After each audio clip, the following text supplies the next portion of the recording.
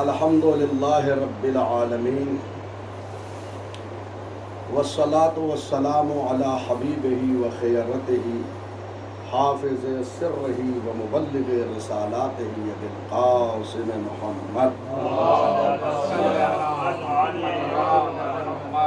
وآلہ الاطیبین الاطہرین المنتجبین الہداة المہدیین لا سیما بقیت اللہ فی الارضین روحی وارواح العالمین لقراب مقدمہ الفداء واللعن الدائم على اعدائهم اجمعین من یومنا هذا الى قیام یوم الدین.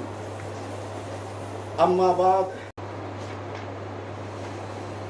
بسم اللہ الرحمن الرحیم. ان اللہ لا یغفر ان یشرک بہ ویغفر ما دون ذلک لمن یشاء ومن یشرک باللہ فقد ضل ضلالا بعیدا. یہ آیت ہے، پہلے اس کی تفسیر کر لیتے ہیں، اس کے بعد جو ہے انشاءاللہ پھر دوسری آیتوں کی تفسیر، کیونکہ اس کے بعد جو آیتیں ہوں گی وہ ایک مسلسل ہوں گی. دعا فرمائے کہ ہم وہاں تک پہنچ جائیں، کیونکہ بہرحال میں متعدد تفسیروں کو چونکہ دیکھتا ہوں، ہر تفسیر ایک نقطہ لیے ہوئے ہوتی ہے. ایسا نہیں ہے کہ ایک تفسیر میں دیکھ کے یہاں چلا آتا ہوں، متعدد تفسیروں کو دیکھتا ہوں اور وہ سارے مطالب لے کر آتا ہوں. اس آیت میں پروردگار عالم یہ ارشاد فرما رہا ہے کہ بے شک اللہ جو ہے اس کو نہیں بخشتا جو اس کو اس کا شریک قرار دیتا ہے. یعنی جو مشرک ہے وہ معاف نہیں کیے جائیں گے. شرک ایسا گناہ ہے جو پروردگار معاف نہیں کرے. وَيَغْفِرُ مَا دُونَ ذَلِكَ لِمَن يَشَاءُ، اور اس کے علاوہ وہ جسے چاہے معاف کر دے. شرک نہیں معاف کرے گا، لیکن شرک کے علاوہ دوسرے گناہ جو ہے وہ جسے چاہے، یہ اس کی مشیت پہ موقوف ہے. یہ نہیں کہ سب معاف کر دیے جائیں گے، وہ جسے چاہے، جس کے اندر یہ لیاقت ہوگی اس کو پروردگار معاف کرے گا.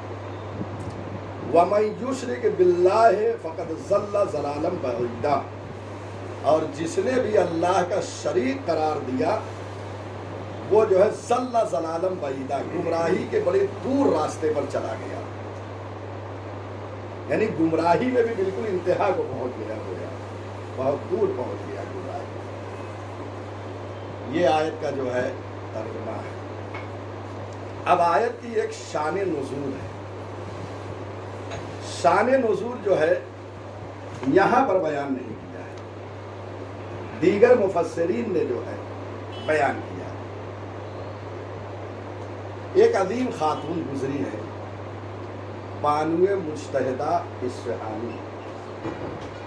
ان کی ایک تفسیر ہے مخزن العرفان، بہترین تفسیر لکھی. اس میں شان نزول کو انہوں نے بیان کیا.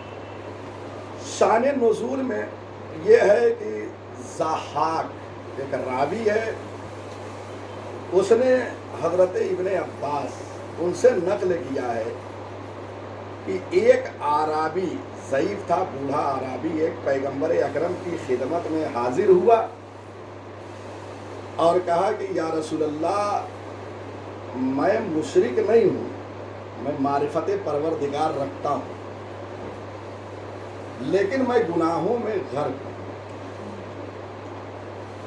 میں بہت زیادہ گنہگار ہوں، لیکن مشرک نہیں ہوں، میں موحد ہوں، اللہ کی وحدانیت کا قائل ہوں. اور جو گناہ میں نے انجام دیا ہے وہ اس لیے نہیں کہ میں بہت جرات اور بے ادبی کرتے ہوئے، میں نے بے ادبی کی بنیاد پر کیا ہے، یہ جرات پیدا کروں اللہ کے سامنے کہ میں گناہ کر رہا ہوں، میں نے جرات کا بھی اظہار نہیں کیا، بس گناہ کیا میں نے. اور اللہ کی سلطنت سے اب میں فرار بھی نہیں کر سکتا. ہر جگہ پروردگار ہے، کہیں جا نہیں سکتا میں، اس کی سلطنت سے، اس کی حکومت سے میں فرار کر کے کہیں نہیں جا سکتا. میرا یہ اعتقاد ہے، اور میں ایسے عالم میں خدا سے بخشش چاہتا ہوں، کیا میں معاف کر دیا جاؤں گا؟ تو کہتے ہیں کہ اس وقت یہ آیت مبارکہ نازل ہوئی، یہ جو ابھی میں نے پڑھی ہے کہ اللہ جو ہے مشرک کو معاف نہیں کرے گا، باقی مشرک کے علاوہ جس کو چاہے گا وہ معاف کر دے گا۔ یہ آیت اسی وقت نازل ہوئی، وہ عربی آیا ایسا سوال ہے۔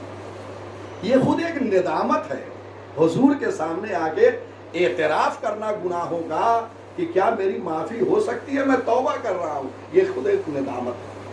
اس وقت یہ آیت نازل ہوئی، یہ شان نزول ہے، اس کو شان نزول کہیں کہیں کہتے ہیں، یا سبب نزول کہیں کہیں پہ آپ دیکھے ہوں گے لکھا ہوا ہوتا ہے۔ یہ آیت کیوں نازل ہوئی؟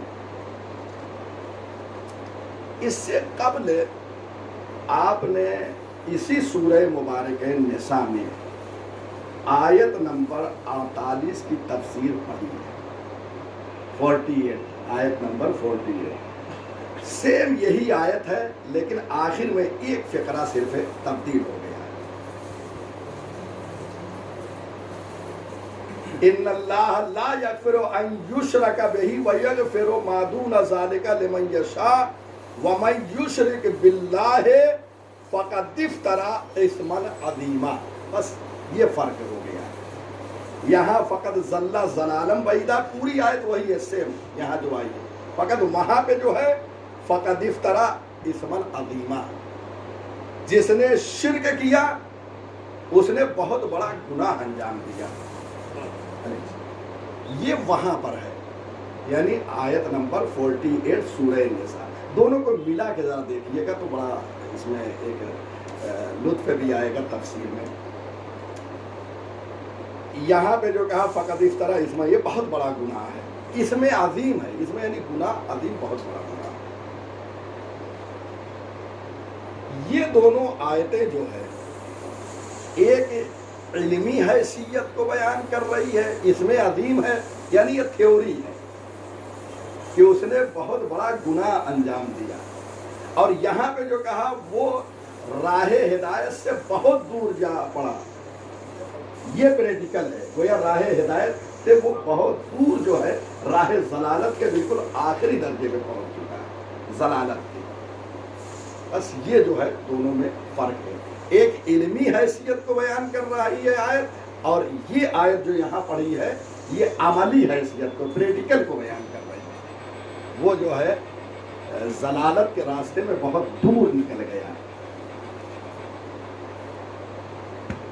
ایک اور مقام پہ قرآن حکیم نے اسے ظلم عظیم کہا ہے، اس کو شرک کو 48 میں اس میں عظیم کہا، اور ایک آیت میں سورہ لقمان میں آپ ملاحظہ فرمائیے گا وہاں پہ اس کو ظلم عظیم کہا ہے، اسی شرک کو۔ میں وہ آیت پڑھتا ہوں، سورہ لقمان آیت نمبر 13۔ جناب لقمان حکیم نے اپنے بیٹے کو نصیحت فرمائی، یا بنیا لا تشرک باللہ ان الشرک لظلم عظیم، اے میرے لال لا تشرک باللہ، اللہ کا شریک قرار نہ دو، اللہ کا شریک قرار نہ دو۔ کیوں؟ علت بیان کر رہے ہیں، فلسفہ، کیونکہ شرک جو ہے وہ لظلم عظیم، بہت بڑا جو ہے ظلم ہے، صرف ظلم نہیں کا لظلم عظیم، بہت بڑا ظلم۔ تو کہیں اس میں عظیم کہا، کہیں پہ ظلم عظیم کہا، اور فرما رہے یہ شرک۔ یہیں سے ایک بات کا اور اندازہ ہوتا ہے کہ ہر باپ کی یہ ذمہ داری ہے کہ اس طریقے سے اپنے بچوں کو نصیحت کرے۔ اور فرما رہے جناب لقمان حکیم، سورہ لقمان کو پڑھیے، اس میں بہت ساری نصیحتیں ہیں، اور وہ نصیحتیں واقعی اپنے بچوں کو اور خود کے لیے، ہمارے لیے جو ہے وہ مفید ہے۔ اب ایک یہاں پہ اور گفتگو ہوتی ہے کہ یہ 2 مرتبہ آیت کو پروردگار نے تکرار کیوں کیا ایک ہی سورے میں؟ 48 وہاں پہ اور 116 116 دونوں آیتیں ایک جیسی ہے، بس آخر میں ایک فقرہ ایک جملہ جو ہے وہ تبدیل ہوا ہے۔ کہتے ہیں کہ جب ہدایت بشریت مقصود ہو جہاں پر یا تربیت انسانی کرنا ہو تو وہاں پر جو ہے کچھ فاصلے پہ وہ باتیں دہرائی جاتی ہیں، اور یہ دہرانا جو ہے یہ لازمہ ہے بلاغت کا، یعنی قرآن فصیح و بلیغ ہے، یہ بلاغت کے مطابق ہے۔ غور فرما رہے ہیں کیوں؟ اس لیے کہ انسان کی تربیت کرنا ہے کہ وہ موحد بن جائے، توحید پرست بنے، مشرک نہ رہے، اس کی ہدایت مقصود ہے۔ اس لیے ایک مرتبہ 48 میں بیان کیا اور دوبارہ یہاں بیان کیا۔ جیسے آپ ملاحظہ فرمائے سورہ رحمان میں بار بار فَبِأَيِّ آلَاءِ رَبِّكُمَا، یہیں سے یاد رکھیے بار بار جو پروردگار نے کہا ہے یہ بشریت کو متوجہ کرنا، ان کی ہدایت اور تربیت مقصود ہے۔ اور فرما رہے ہیں اور یہ عین بلاغت ہے، بلاغت، اسے فصیح و بلیغ کلام کہا جاتا ہے، اسے کلام کو۔ یہ متعدد یہ نقطے تھے اس میں، اس کی طرف اشارہ بہت ضروری تھا۔ بہرحال پروردگار شرک کے علاوہ جو گناہ وہ چاہے گا معاف کر دے گا، اور یہ نہیں کہا کہ سب کو معافی کر دیا جائے گا، مشیت پہ اپنی موقوف کر دیا۔ اس کے علاوہ جس کو چاہے گا وہ معاف کر دے گا، تو مشیت پروردگار پہ یہ موقوف ہے۔ یہ کیوں مشیت پروردگار؟ حالانکہ عام ہے، شرک کے علاوہ ہر گناہ کو پروردگار معاف کرے گا، لیکن وہ جس کو چاہے گا۔ اور فرما رہے ہیں یہ عام ہے، سارے گناہ کو شامل ہو، ہر گناہ کو شرک کے علاوہ معاف کرے گا۔ یہاں پہ ایک اہم نقطہ ہے، تفسیر قرآن جناب طبرسی کی مجموع البیان، وہاں پر ایک حدیث مبارک کو انہوں نے نقل کیا ہے، بہترین تفسیر ہے۔ اس میں حدیث مبارک میں یہ وارد ہوا ہے ما فی القرآن آیت ارجع عندی من هذه الآیہ، مولا فرماتے ہیں قرآن میں اس آیت سے بڑھ کر کوئی آیت میرے نزدیک امید بخش نہیں ہے۔ یعنی اللہ شرک کے علاوہ سارے گناہ کو معاف کرنے والا ہے۔ مولا فرماتے ہیں کہ یہ میرے نزدیک سب سے زیادہ امید بخش جو ہے یہی آیت ہے۔ اور فرما رہے ہیں یعنی انسان اللہ کی رحمت سے مایوس نہ ہو، بلکہ انسان کیا ہے اس کی نعمتوں کی طرف متوجہ رہے، اس کی رحمت کی طرف امید رکھے، پروردگار کی نعمتوں کی طرف اس کی رحمت سے امید رکھے۔ وہ معاف کرنے والا ہے، وہ بخشنے والا ہے، مایوس نہیں ہونا چاہیے۔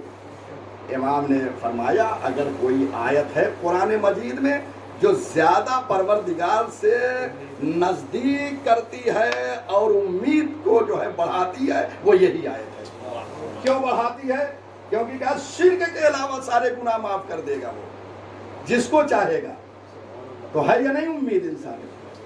لیکن تنہا امید نہیں، یہ امید کی طرف صرف امام نے ایک جنبے کی طرف اشارہ فرمایا ہے کہ یہ امید کی طرف انسان کو لے جاتی ہے۔ ہمارے یہاں علم اخلاق میں ایک بحث ہوتی ہے جسے اصطلاح میں کہتے ہیں خوف و رجا، سنا ہوگا نام۔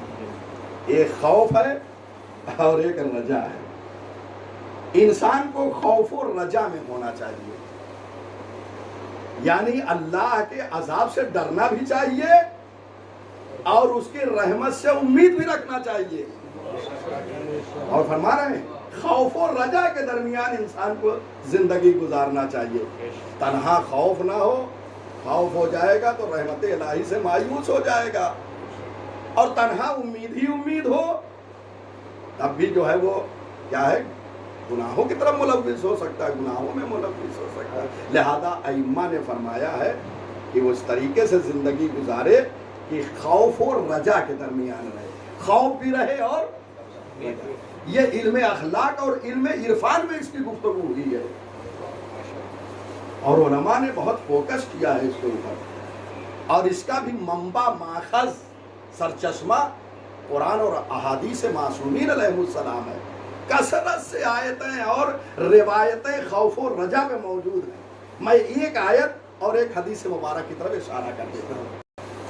خوف و رجا کے سلسلے میں سورہ سجدہ، یہ سب آیتیں آپ ملاحظہ فرمائیے، یہ درس جو ہے یہ ساری آیتیں اگر آپ ملاحظہ فرمائیں تو بات بہتر طریقے سے روشن ہوگی۔ سورہ سجدہ آیت نمبر 16،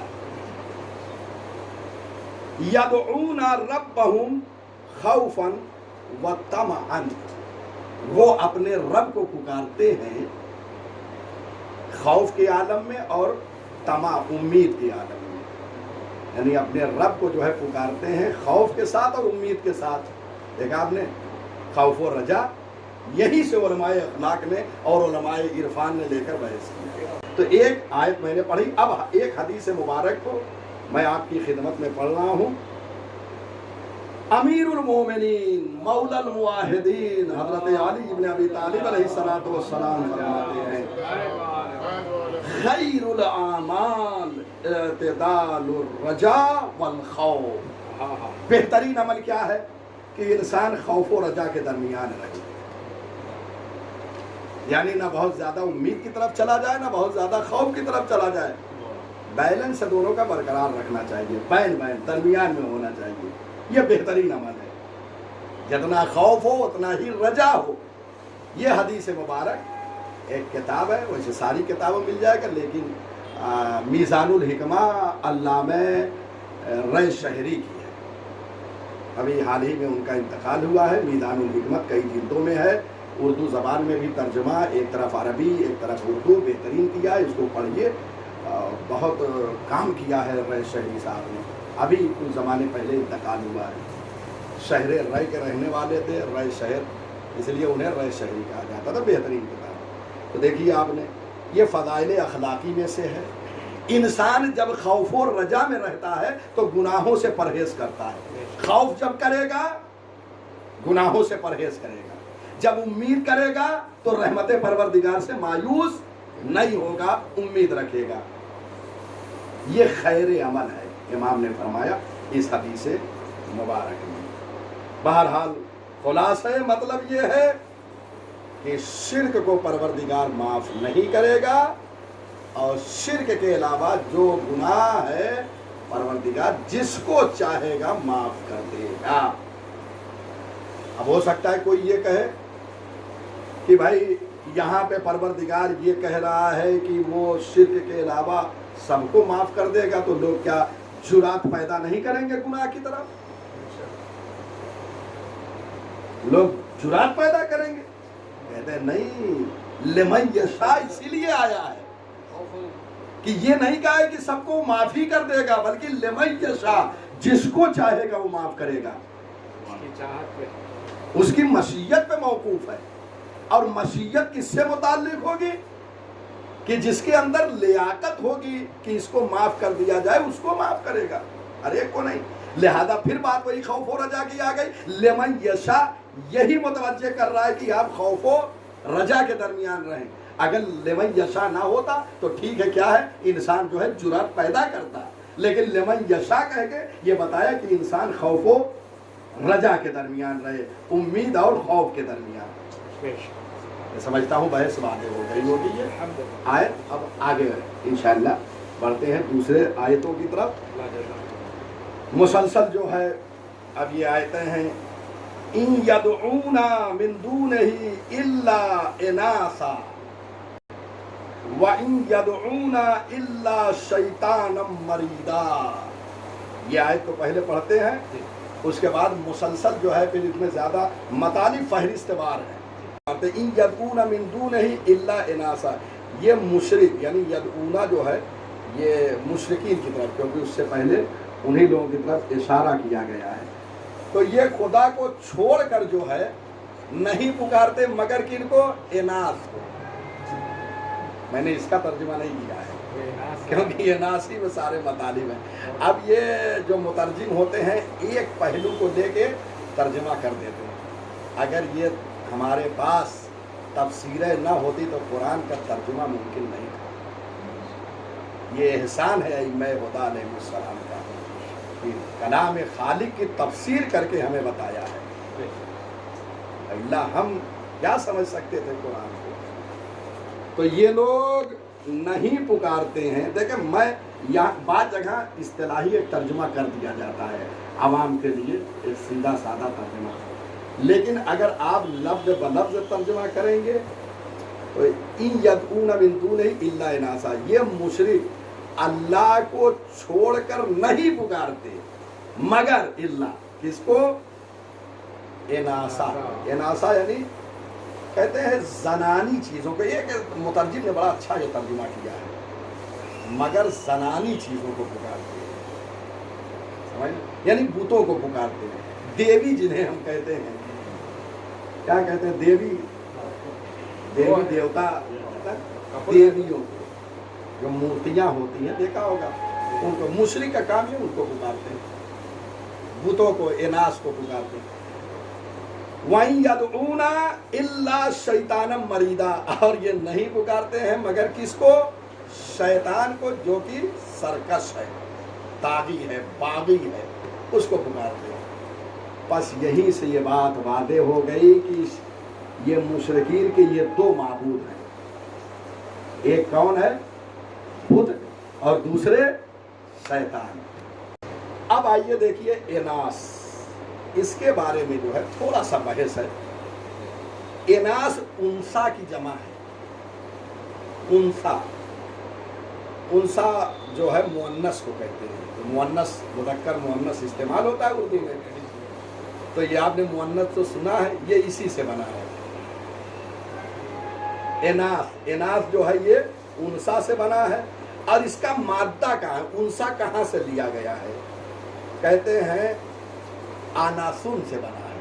آناسن سے, آناسن یہ اس کا وزن ہے ادابن, جیسے ادب, ادابن, آناسن. آناسن سے انسا بنا, اور انسا کی جمع اناس ہے, یعنی ان کے بت اناث ہیں. اب دیکھیے, اب یہ ہمارے یہاں خواتین کو جو مؤنث کہا جاتا ہے وہ اسی لیے, اس کا معنی ہے انسا کا, اناث کا, لطیف چیز, نرم چیز.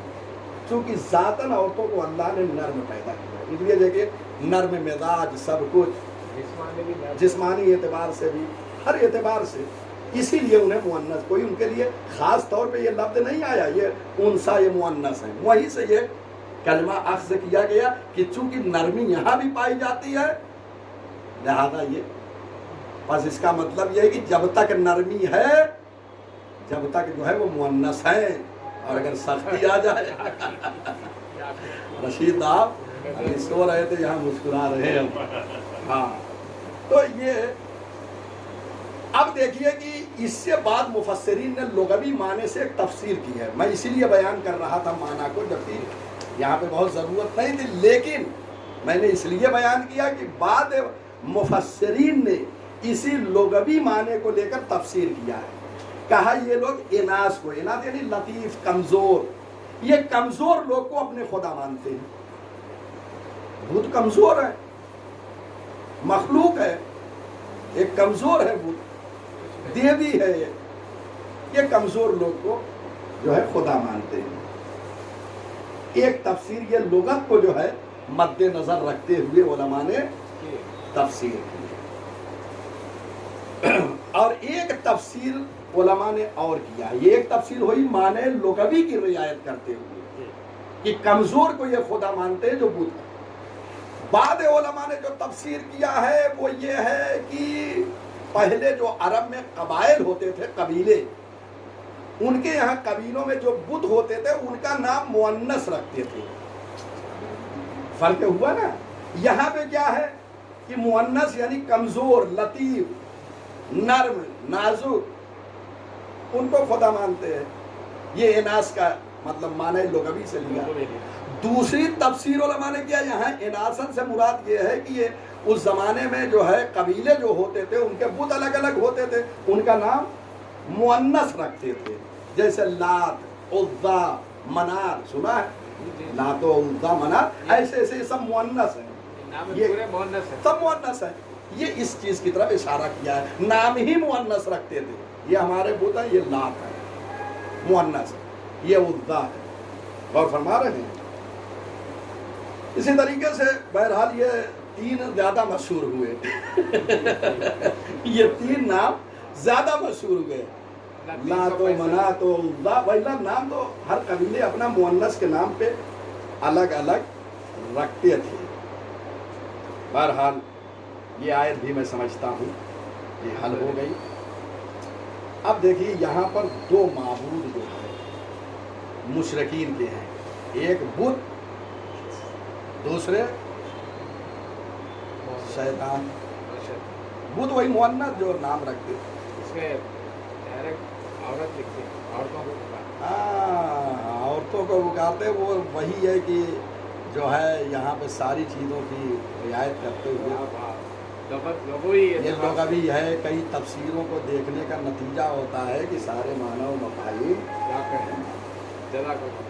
اب دیکھیے شیطان کو مرید کہا گیا ہے, شیطان کی پرستش کرتے ہیں, ان کو پکارتے ہیں, ان کی اطاعت کرتے ہیں شیطان کی.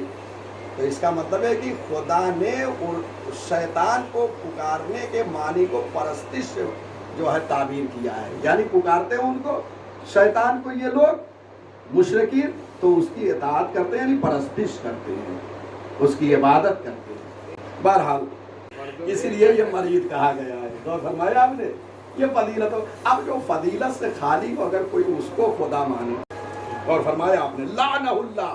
اب آئیے اس کے بعد کی آیتیں مسلسل, بس یہ دو ہو گئے, دو معبود ان کے ہو گئے. اب مرید جو ہے کہتے ہیں ایک یہ مرد سے بنا ہے, مرید مرد سے, بربند زرد ہے, جیسے زرد ہے ویسے مرد, اس وزن پہ اسی سے مرید بنا ہے. مرید اسے کہتے ہیں جو تمام فضیلت سے خالی ہو, جو فضیلت سے, شیطان ساری چیزوں سے خالی ہے فضیلت سے, اسی لیے تو شیطان ہے. اب اس کے بعد آیت نمبر 118. اب مسلسل یہاں سے آسان ہے, میں زیادہ اس میں وقت نہیں لوں گا. انشاءاللہ آیت نمبر 121 تک اب تیزی سے اس لیے بیان کروں گا. اب یہاں سے شیطان کے صفات کو بیان ذکر کر رہا ہوں کہ شیطان ہے کیا, کیا کام کرتا ہے وہ, اس کے آج کاروبار معلوم ہو جائیں گے. چلیے باقی قرآن مجید کی آیت ہے. ایک حدیث میں پڑھ رہا تھا امام سجاد علیہ السلام, امام نے فرمایا اگر ساری دنیا ختم ہو جائے, لوگ ختم ہو جائیں, اس کائنات میں تنہا میں رہوں اور قرآن رہے, تو وحشت زدہ نہیں ہوگا, مانوس رہوں گا اس کائنات میں. کیوں؟ کیونکہ قرآن میرے ساتھ ہے. تنہا میں رہوں اور قرآن تو کافی ہے میرے لیے. بہرحال دیکھیں شیطان کیا ہے, ایک آیت نمبر لعنہ اللہ. شیطان اللہ کی رحمت سے دور ہے. لعنت کا مطلب لغت میں لعنت کے معنی جو رحمت سے دور ہو, لعنت کا معنی یہی ہے, لیکن اتنا خطرناک بن گیا, رحمت سے دور ہے. تو یقیناً لعنت نے جو ہے اس لفظ کو, چونکہ جو منفی لفظ رہتا ہے نیگیٹو, وہ ایک عجیب معنی پیدا کر لیتا ہے, خود بخود اس میں ایک قباحت بھر جاتی ہے. فرمایا آپ نے, تو یہ رحمت سے دور ہے شیطان. اللہ نے لعنت کی ہے.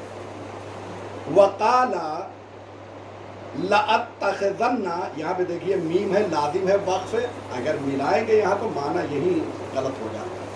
وقال لأتخذن من عبادك نصيبا مفروضا. اب وہ شیطان کہہ رہا ہے کہ میں تیرے بندوں کو جو ہے کیا کروں گا, بہکاؤں گا. میں تیرے بندوں میں ایک حصہ جو ہے مقرر کر کے رہوں گا, ایک حصہ مقرر کروں گا. وقال لأتخذن، میں اخذ کروں گا، حاصل کروں گا، من عبادک، تیرے بندوں سے، نصیبا مفروضہ، ایک مقررہ حصہ. یعنی کیا مطلب؟ مطلب یہ ہے کہ میں انہیں بہکاؤں گا جو ضعیف الایمان ہے، ضعیف الارادہ ہے، ایک حصے کو میں جو مقرر ہے ان کو بہکاؤں گا، ان کو راہ حق سے راہ ضلالت کی طرف پہنچا دوں گا. بہرحال یہ شیطان، اس نے کہا میں بہکاؤں گا،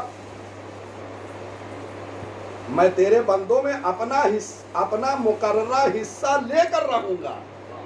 یہ کیا کہا شیطان نے؟ وقالا لأتخذن من عبادک نصیبا مفروضا، یعنی میں تیرے بندوں میں اپنا مقررہ حصہ لے کر آؤں گا، میرا بھی ان میں حصہ ہے. حصہ کیا ہے؟ راہ حق سے انہیں دور کر دوں گا اور ضلالت کی طرف، گمراہی کی طرف پہنچا دوں گا. تو وہ اپنا حصہ جو ہے ہم سے لے کر رہے گا. وہ کیسے ہمیں بہکا سکتا ہے؟ لہذا ہر وقت انسان متوجہ رہے. اللہ اکبر. تو ایک شیطان کیا ہے؟ اس پر اللہ کی لعنت ہے، رحمت الہی سے دور. اب بتائیے جو رحمت الہی سے دور ہے، اتنے کمزور کو مشرک خدا مانے بیٹھے ہیں. جو اللہ کی رحمت سے دور ہے کوئی انسان جو گھاٹے کا سودا کرتا ہے دنیا میں ہے؟ یہ مشرک ہے. اللہ کی رحمت سے دور ہے، اس کو معبود بنائے بیٹھے ہیں. تو اب اس کے بعد کی آیتیں دیکھیے. وَلَا أُضِلَّنَّهُمْ، اور کیا کہا اس نے؟ میں انہیں ضرور گمراہ کروں گا. ان کو گمراہ کروں گا، یعنی آپ کے جو ہے اس کی ایک صفت، میں لوگوں کو گمراہ کروں گا، یعنی لوگوں کو، یا کہا نا میں اس میں میرا نصیب ہوگا، حصہ ہوگا، یعنی انہیں گمراہ کروں گا. ضرور ضرور، دیکھیے آیت کا لحن دیکھیے کہ ضرور ضرور انہیں گمراہ کروں گا. وَلَا أُمَنِّيَنَّهُمْ، اور انہیں مختلف آرزوؤں میں الجھا کے رکھوں گا کہ میں یہ بن جاؤں، میں وہ بن جاؤں. یہ لمبی لمبی آرزوؤں میں الجھا کے رکھے گا. ہوتا ہے نہیں؟ ہم خود ہی کبھی ایسا ہوتا ہے، لمبی آرزوؤں میں الجھ جاتے ہیں کہ ارے ہمارے پاس بہترین مکان ہو جائے، بہترین گاڑی ہو جائے اور بہترین جگہ پہ جا کے رہنے لگے. یہ سب اب اس کے لیے کیا کرتے ہیں؟ ہم دنیا کی طرف متوجہ ہو جاتے ہیں اس کو حاصل کرنے کے لیے. وہ فرما رہے ہیں وَلَآمُرَنَّهُمْ فَلْيُبَتِّكُنَّ آذَانَ الْأَنْعَامِ، اور پھر شیطان کیا کرا دے؟ سب اس کے صفات ہیں. انہیں گمراہ کروں گا، انہیں جو ہے لمبی لمبی آرزوؤں میں الجھا دوں گا، اور کیا کروں گا؟ انہیں حکم دوں گا کہ وہ چوپایوں کے کان کو جو ہے شگافتہ کر دیں یا کان کو کاٹ دیں. ابھی تفسیر آئے گی، یہ ترجمہ ہے. اور کیا ہے؟ وَلَآمُرَنَّهُمْ فَلْيُغَيِّرُنَّ خَلْقَ اللَّهِ، اور انہیں حکم دوں گا کہ اللہ کی خلقت میں جو ہے تبدیلی پیدا کریں، یعنی اللہ نے جو چیزیں پیدا کی ہیں اس میں ایک تبدیلی پیدا کریں. آئے گی تفسیر ابھی. وَمَنْ يَتَّخِذِ الشَّيْطَانَ وَلِيًّا مِّن دُونِ اللَّهِ فَقَدْ خَسِرَ خُسْرَانًا مُبِينًا، اور جو اللہ کو چھوڑ کر شیطان کو اپنا ولی قرار دے وہ علنی طور پر جو ہے وہ گھاٹے میں، نقصان ہے. اور فرمایا اب دیکھیے ساری شیطان کی کیا کہا صفات، یہاں سے سارے جتنے اب 121 تک آیت نمبر تک سب اس کے صفات ہیں کہ شیطان کا کام کیا کیا ہے. رشید صاحب اب یہاں سے سنیے غور سے. پہلا جو ہے وہ کیا کرا؟ میں گمراہ کروں گا سب کو، لوگوں کو گمراہ. اور یہ آیت ضرور ضرور بڑی تاکید کے ساتھ ہے، یہ نہیں کہ وہ غافل ہے. جب وہ کہہ دیا ہے تو تاکید کے ساتھ قرآن نے بیان کیا ہے. وہ راہ حق سے کیا ہے؟ لوگوں کو گمراہ کر رہا ہے، دور کر رہا ہے، وسوسے لوگوں میں ڈال رہا ہے، لوگوں کے دلوں میں وسوسے ڈال کر راہ حق سے. کتنے ہیں جو راہ حق سے منحرف ہوئے یا نہیں ہوئے؟ بہرحال تو شیطان کیا کرتا ہے؟ ایک ضلالت راہ حق سے ہٹا دیتا. بڑی تیزی سے میں بیان کر دے رہا ہوں پہلی سوال، کیونکہ مطلب جو ہے وہ الحمدللہ جو اہم تھے وہ ہو چکے ہیں. تو دوسرے یہ کہ لمبی لمبی آرزوؤں میں جو ہے الجھا دے گا، اور الجھا رہا ہے.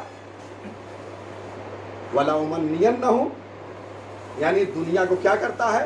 ہماری نظروں میں شیطان خوب بڑھیا کر کے اچھا کر کے پیش کر دیتا ہے اور ہم بھی الجھ جاتے ہیں.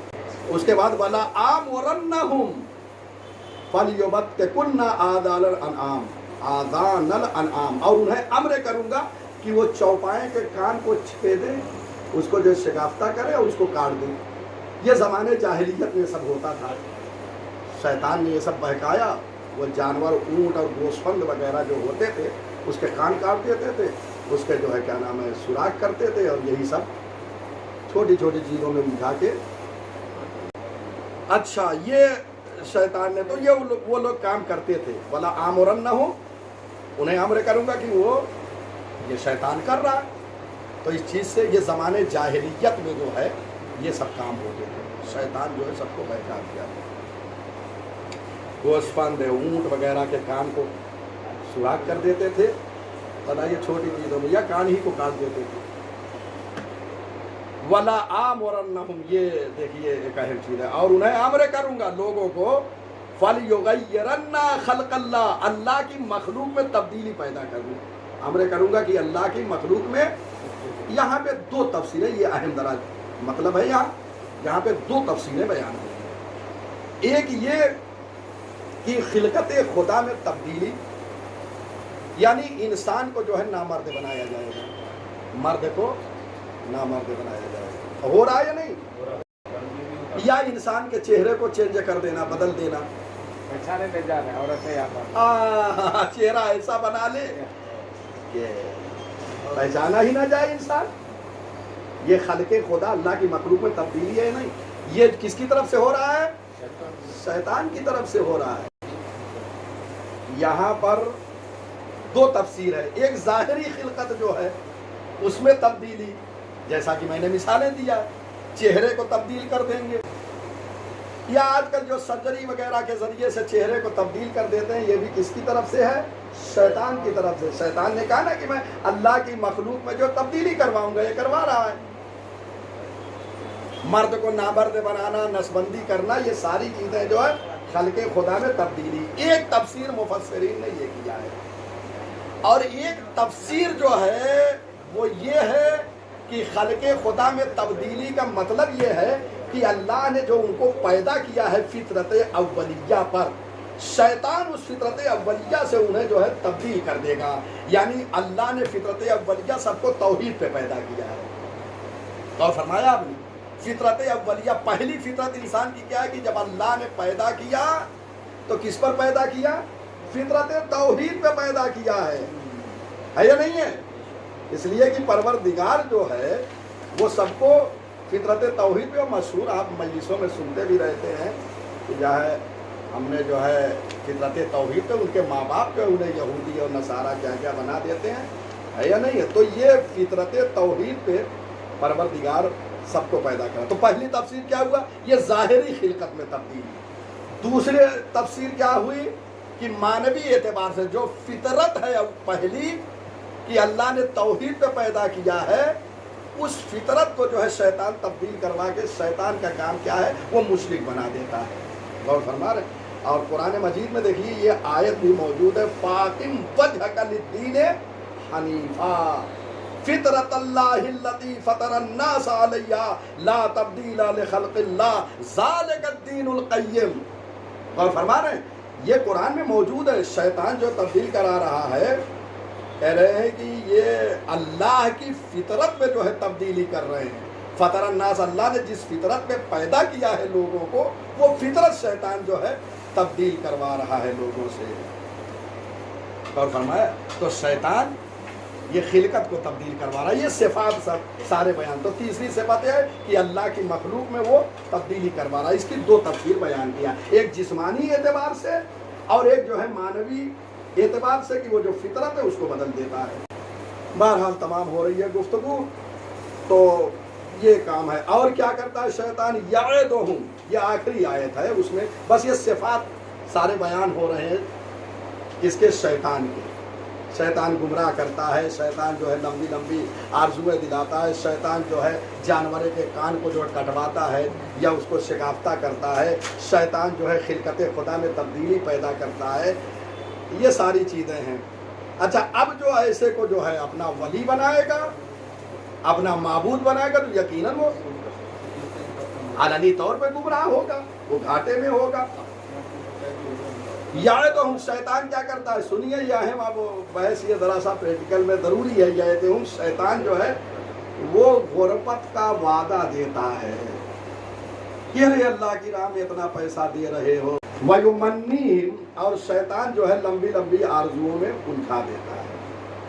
ٹھیک ہے، یہ ساری چیزیں ہیں، یعنی غربت کا وعدہ کرتا ہے وَيُمَنِّيهِمْ، اور آرزوؤں کی بات کئی دفعہ گزر چکی ہے کہ دنیا کو اچھا سنوار کے پیش کرتا ہے۔ کہتے ہیں اس کے بعد وَمَا يَعِدُهُمُ الشَّيْطَانُ إِلَّا غُرُورًا، اور شیطان یہ سب جھوٹے وعدے کرتا ہے صرف، اور فرما رہے ہیں یعنی شیطان جو کچھ وعدہ کرتا ہے وہ فریب اور جھوٹ کے علاوہ کچھ نہیں ہے۔ لہذا ایسا جب کبھی ذہن میں خیال آئے تو لاہور پڑھ کے آگے بڑھ جانا چاہیے۔ اولئک مأواہم جہنم ولا یجدون محیصا، اور جو شیطان کو اپنا ولی بنائے گا وہ گھاٹے میں ہوگا، اور ایسے لوگ کا ٹھکانہ کیا ہوگا، جہنم میں جائیں گے۔ جو شیطان کی مانتے ہوئے ساری صفات کو آ جائیں گے ان کا ٹھکانہ کیا ہوگا، جہنم ہوگا، اور جہنم سے کوئی راہ فرار